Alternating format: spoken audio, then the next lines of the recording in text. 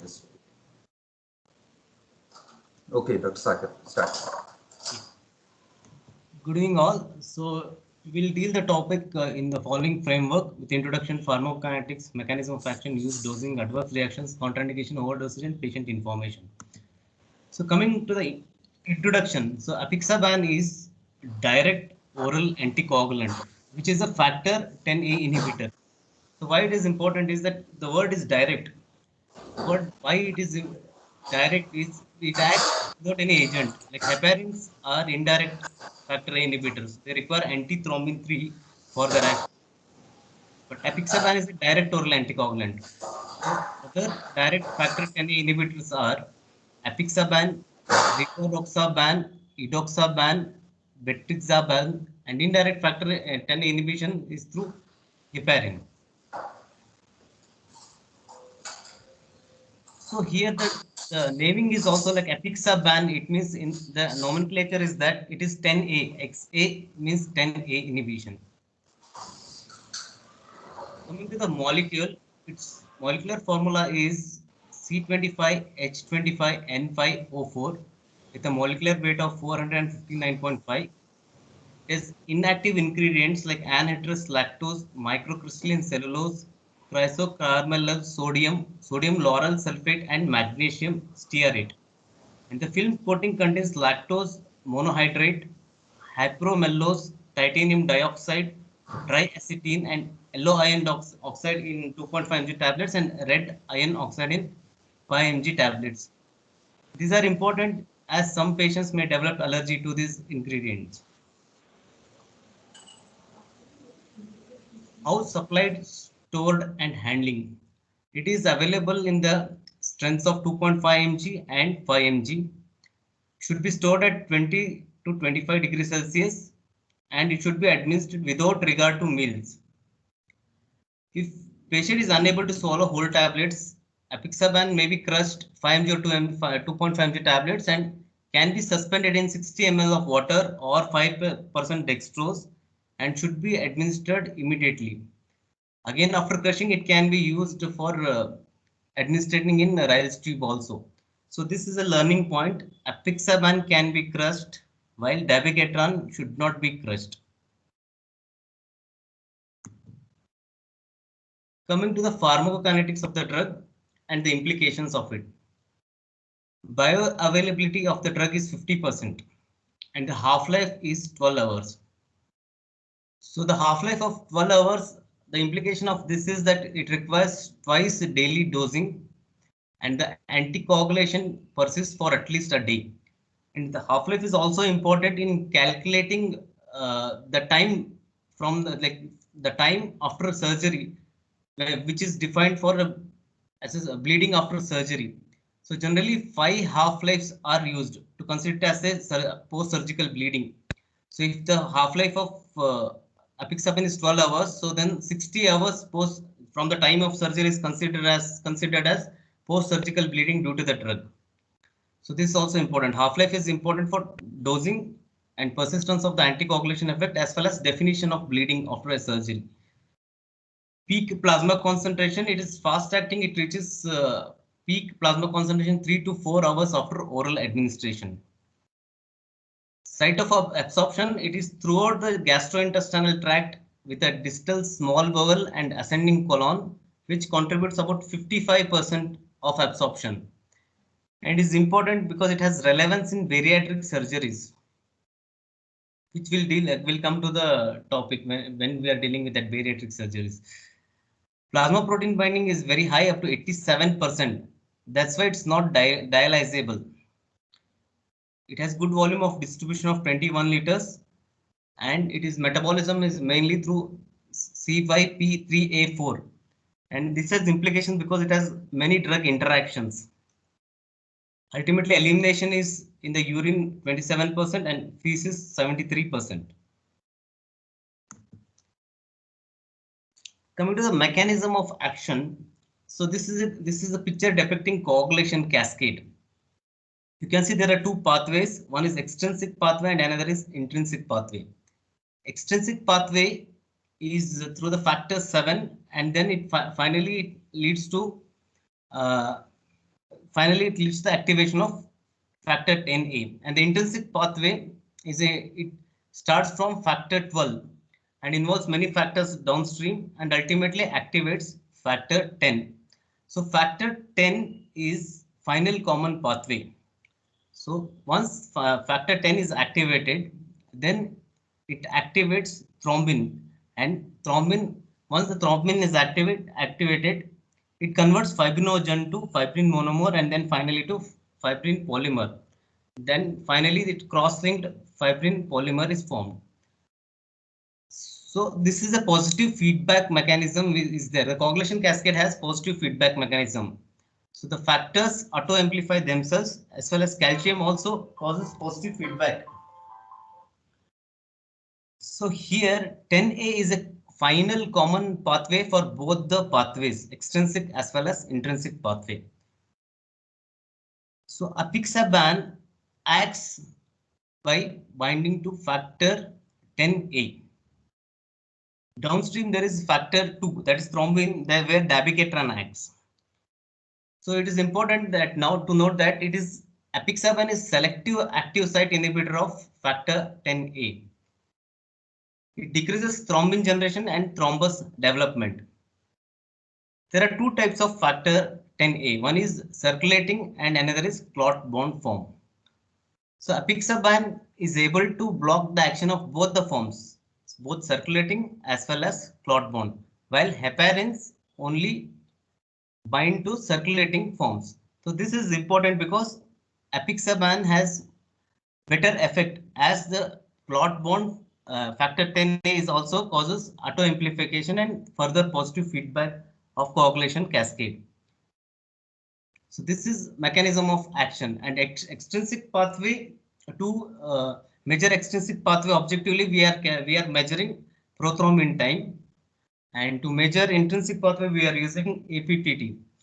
So mnemonic is PET. P is for prothrombin time PT and E is in the middle in the PET stands for extrinsic pathway, just for mnemonic. Coming to the effect on clotting tests. As a result of factor 10A inhibition, apixaban prolongs clotting tests such as prothrombin time, INR and APTT. But the changes observed in these clotting tests at the expected therapeutic dose are very small and subject to high degree of variability. Hence, clotting tests are not useful in monitoring the anticoagulant effect of apixaban.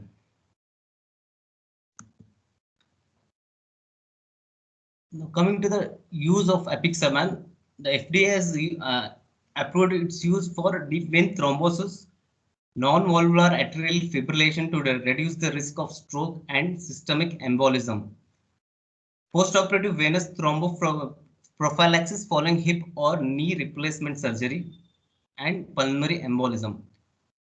Off-label, it can be used in heparin-induced thrombocytopenia. So this is a drawback of using heparin. It can cause thrombocytopenia as it induces antibodies to platelet factor 4. Generally, this is seen in once the heparin is started, it is seen between 5 to 14 days, and the highest risk is with unfractionated heparin. So generally, the FDA has approved use of direct thrombin inhibitors, that to IV, such as leperidine, argatroban, and for use in heparin-induced thrombocytopenia. Apixaban, however, can be used as an off-label agent. Coming to dosing, non-valvular atrial fibrillation to prevent stroke and systemic embolism. So this is the main indication which we are using. So dose is oral 5 mg twice daily unless patient has any of the two following: age more than 80 years, body weight less than 60 kg, or serum creatinine more than 1.5 milligram per deciliter. So remember A, B, C. A for age, B for body weight, C for creatinine before starting apixaban. So if any two of the ABC is present, reduce dose to 2.5 mg twice daily. Dosing in deep vein thrombosis. and or pulmonary embolism treatment, 10 mg twice daily for 7 days, followed by 5 mg twice daily. The duration of treatment depends on whether it was the provoked coagulation was due to provoked causes or unprovoked. Generally, 6 months duration is used. Venous thromboembolism prophylaxis after total hip arthroplasty or total knee arthroplasty. Dose is oral 2.5 mg twice daily, beginning 12 to 24 hours post-operatively.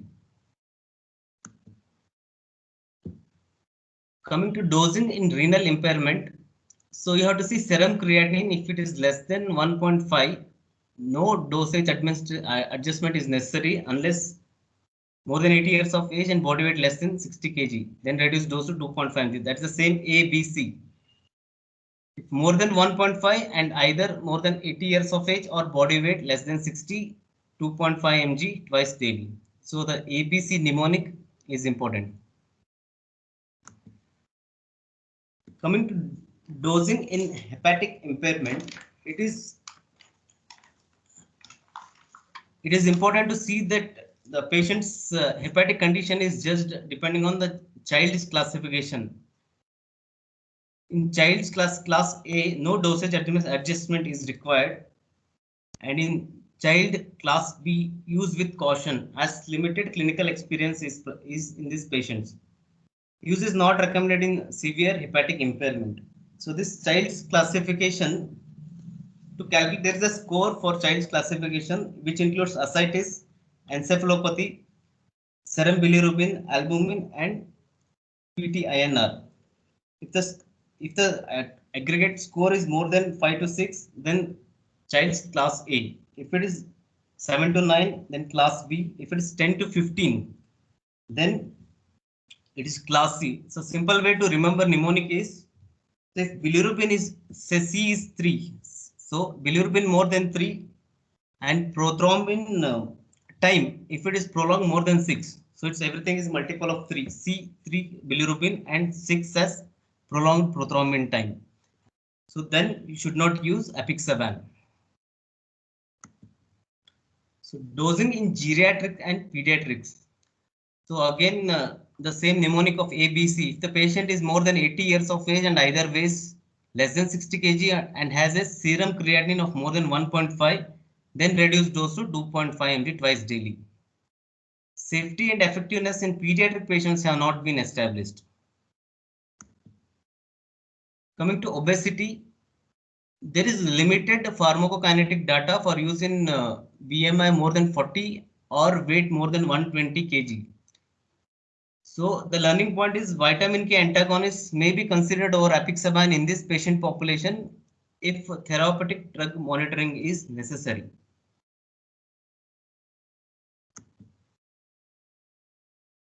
Extension of the obese population for bariatric and other GI surgery patients, one should evaluate the risk versus benefit of possible decreased drug absorption. As we know, the drug is absorbed mostly in the distal small intestine as well as proximal colon.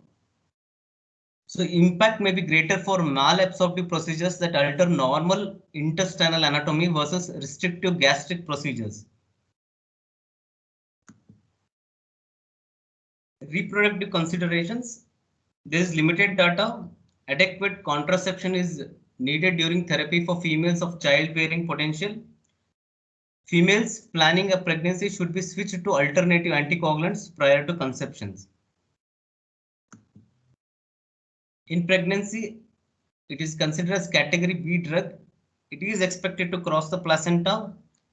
When apixaban is used in pregnancy, there is also the potential for fetal bleeding or subclinical placental bleeding and can increase the risk of miscarriage, preterm delivery, fetal compromise, or stillbirth. Hence, apixaban is not recommended in pregnant females. Breastfeeding considerations.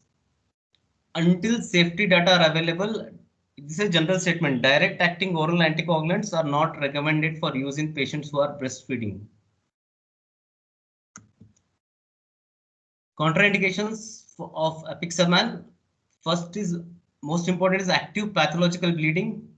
anaphylaxis, pregnancy, breastfeeding, APLS syndrome, prosthetic heart valve.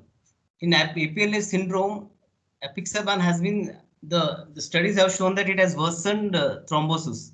So APLS syndrome is an absolute contraindication.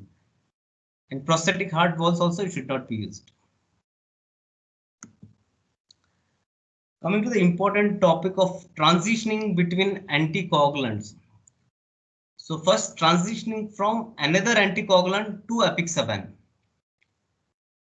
Low molecular weight heparin or fondaparinux, if given in a therapeutic dose, if you want to convert to apixaban, then initiate apixaban at the time of the next scheduled dose of the parenteral anticoagulant. Unfractionated heparin, continuous infusion. To be converted to apixaban, then initiate apixaban when the parenteral anticoagulant infusion is stopped. Coming to warfarin, so discontinue warfarin first, then initiate apixaban as soon as INR falls to less than 2. Dabigatran to apixaban, initiate apixaban at the time of the next scheduled dose. So this is the table, important table, transitioning from another anticoagulant to apixaban. So heparins and directly like dabigatran, we can start next dose, but only warfarin you should be careful. Transitioning from apixaban to another anticoagulant, from unfractionated heparin, continuous infusion, low molecular weight heparin or fondaparinux, start the parenteral anticoagulant when the next dose of apixaban was scheduled to be given. Again, the same thing with the direct oral coagulant like dabigatran, start the new directly oral acting coagulant when the next dose of the previous was scheduled to be given. Again, here important is about warfarin. So stop apixaban, start warfarin the same day, and bridge with a parenteral anticoagulant until the desired INR is reached. This is important as warfarin action is very slow to start, first of all. Secondly, and it has got a steady response later. So initially, when we are stopping apixaban, there may be interval when the anticoagulant effect is not there. So to bridge that time, parenteral anticoagulant should be given. So this is the most important learning point. So now coming to discontinuation for surgery and other interventions.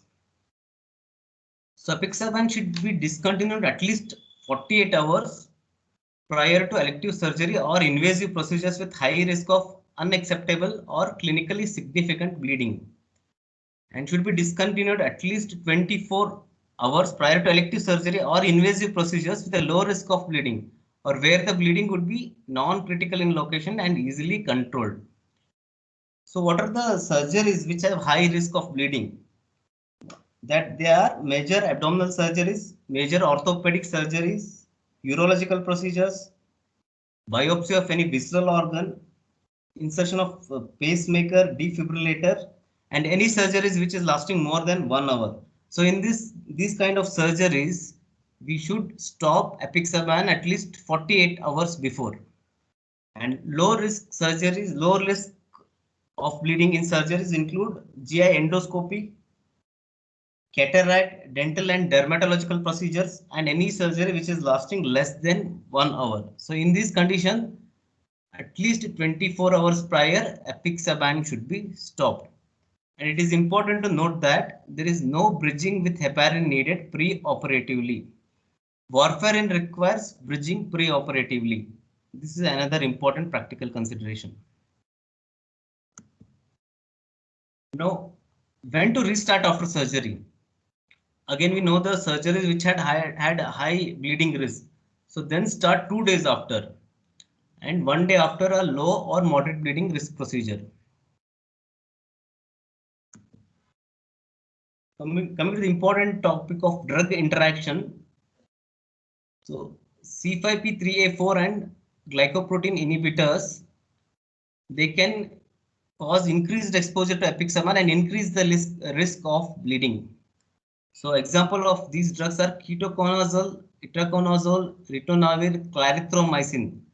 So if the patient has received these drugs, the recommended dose is 2.5 mg twice daily.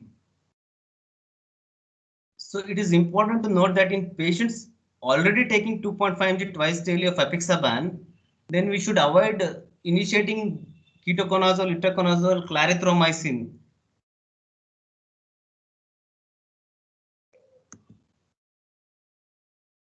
Coming to strong dual inducers will decrease exposure to apixaban and concomitant use should be avoided. Examples include rifampicin, carbamazepine, and phenytoin.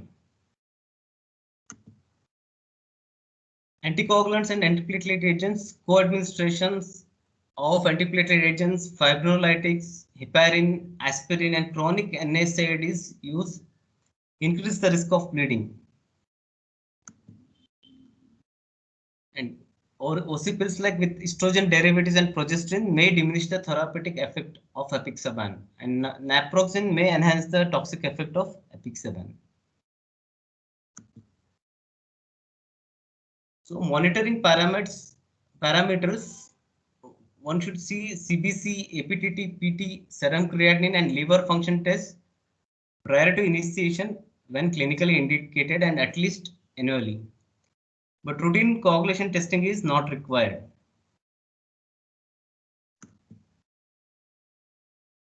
Adverse reaction with the use of apixaban, it can cause skin rash and raised serum alkaline phosphatase, serum bilirubin, serum transaminases, and gamma glutamyl transferase. And hypersensitivity can be seen causing allergic angioedema and anaphylaxis. But the most important adverse reaction is increased risk of bleeding. The onset may be variable, but in general, the risk may be highest within 3 months of initiation. It can manifest with heavy menstrual bleeding, gingival hemorrhage, hematuria, rectal hemorrhage, epistaxis, hemoptysis, GI hemorrhage, intracranial hemorrhage, and most important is spinal hematoma may occur in patients treated with apixaban who are receiving neuroaxial anesthesia and who are undergoing spinal puncture.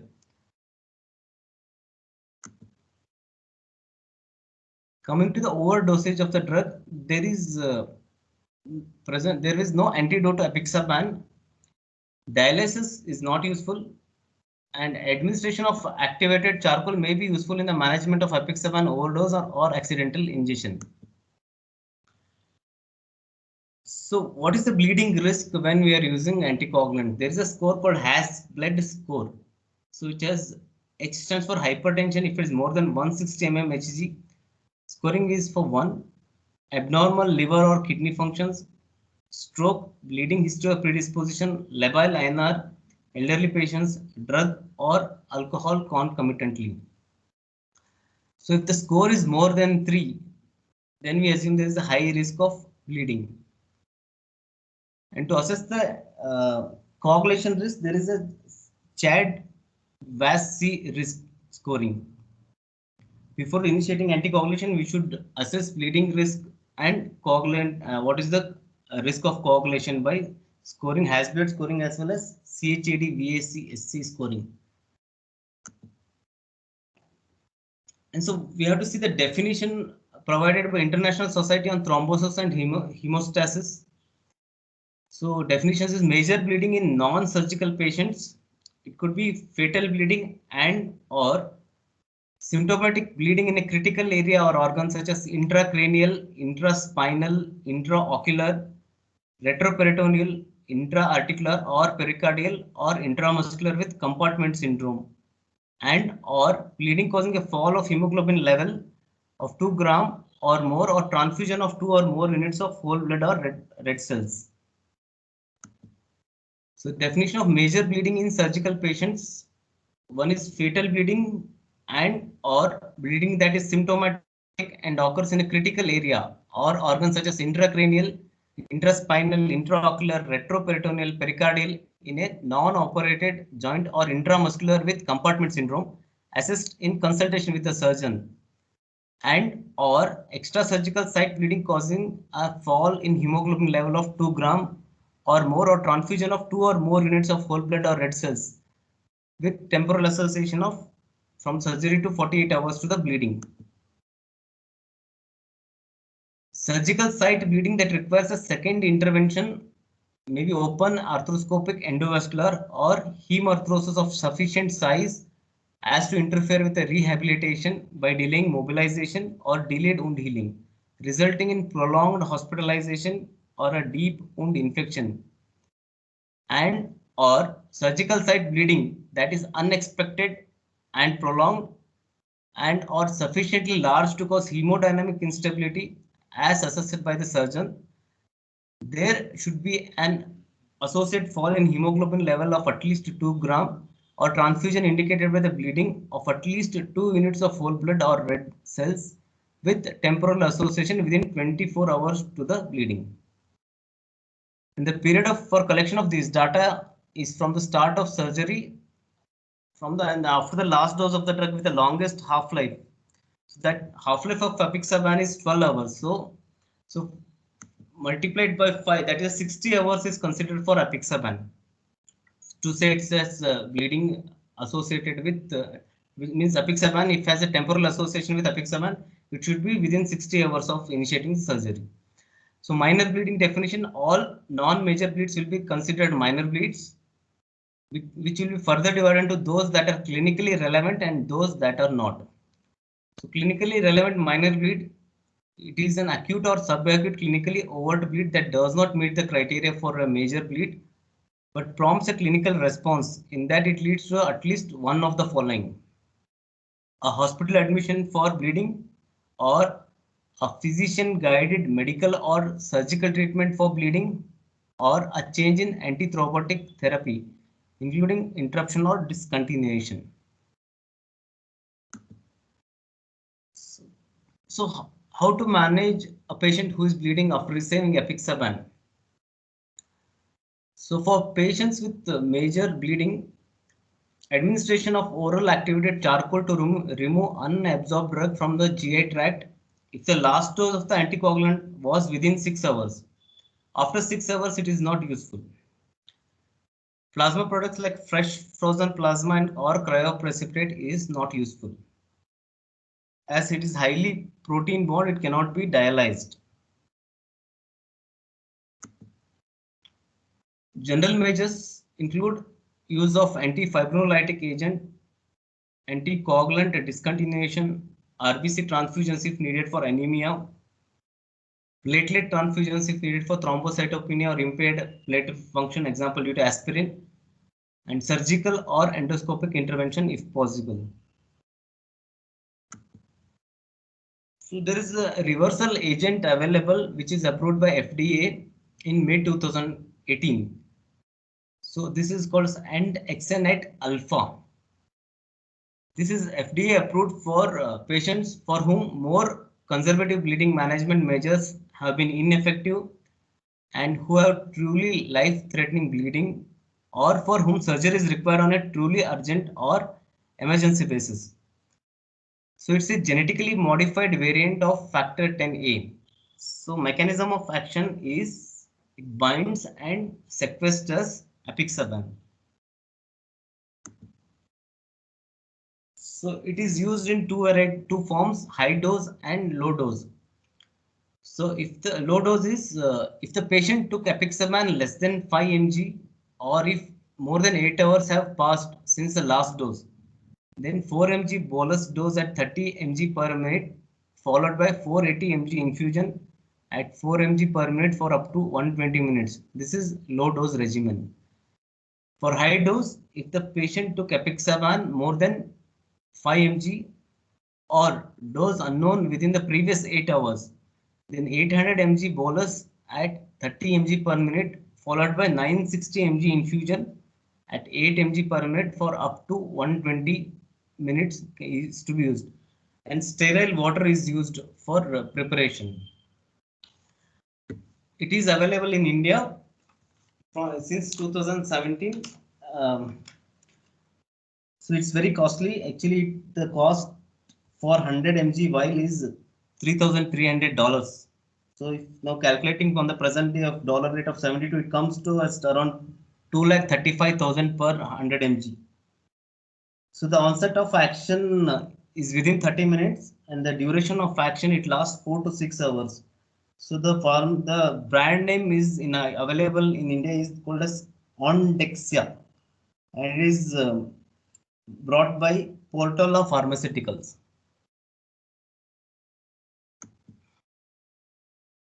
Prothrombin complex concentrates like unactivated prothrombin complex concentrate and activated prothrombin complex concentrates like 3-factor PCC which contain factor 2, factor 9 and factor 10, or 4-factor PCCs contain factor 2, 9, 10 and 7. The data regarding their efficacy in apixaban associated bleeding are limited, so hence not used. Coming to patient information, patient should not discontinue apixaban without talking to their physician first. Should be informed that it might take longer than usual for bleeding to stop and they may bruise or bleed more easily. Advise patients about how to recognize bleeding or symptoms of hypovolemia and of the urgent need to report any unusual bleeding to their physician. And the patient should tell their physicians and dentists they are taking apixaban and or any other product known to affect bleeding, including non-prescription products such as aspirin or NSAIDs, before any surgery or medical or dental procedure is scheduled, or before any new drug is taken. They should tell their physician if they are pregnant or plan to become pregnant or are breastfeeding or intends to breastfeed. If a dose is missed, the dose should be taken as soon as possible on the same day and twice daily administration should be resumed. The dose should not be doubled to make up for the missed dose. So now coming to advantages over warfarin. So these drugs were developed and in clinical trials they were compared with warfarin, and then the studies have found that the advantages of apixaban over warfarin is it has got a lower bleeding risk compared to warfarin. Apixaban, no dietary restriction is needed, while warfarin dietary restriction is needed to decrease vitamin K. Less drug interaction for apixaban, no need of monitoring, no risk of osteoporosis, and most importantly, no bridging is needed pre-operatively. While warfarin requires bridging pre-operatively, and there is increased risk of osteoporosis in patients receiving warfarin, and needs monitoring with INR and has lot of drug interactions. So this is basically advantages over warfarin. This is where apixaban scores over warfarin. But on the other side, there are a lot of other disadvantages also. So I try to list the disadvantages. Apixaban is expensive and it requires twice daily dosing when compared to warfarin, which is once daily dosing. So compliance wise, apixaban warfarin scores better. Half-life of 12 hours for apixaban and half-life of 36 hours for warfarin. So here again compliance, if the patient has not taken warfarin and misses the dose, still the effect of warfarin of the previous dose is still persisting. Anticoagulant effect is still persisting. So that is one advantage with warfarin. If the patient is not that compliant, warfarin is a better drug compared to apixaban. If poor compliance, there is increased risk of coagulation in apixaban patients. So as warfarin is longer acting, relatively lesser risk. If there is altered gastrointestinal anatomy, then there is data is limited for the use of apixaban, and it is a preferred drug is warfarin. Antiphospholipid syndrome, apixaban is contraindicated and warfarin is preferred. In hepatic and renal impairment, dose adjustment needed for apixaban. Warfarin is preferred agent here. In prosthetic heart valve, apixaban is contraindicated and warfarin is preferred. So we have to see the patient's profile and then decide which drug to be used. And coming few days back, dabigatran talk was there. So I just try to compare in a table apixaban versus dabigatran. So the apixaban target is 10A, while dabigatran is little downstream, that is thrombin. And administration, both the drugs are to be given twice daily. Dabigatran is a prodrug, while apixaban is not a prodrug. The half-life of apixaban is 8 to 15 hours, while dabigatran is 12 to 14 hours. Apixaban bioavailability is more than 66%. Dabigatran is 6.5. Dabigatran is renal excretion is more 80%, and apixaban is 25%.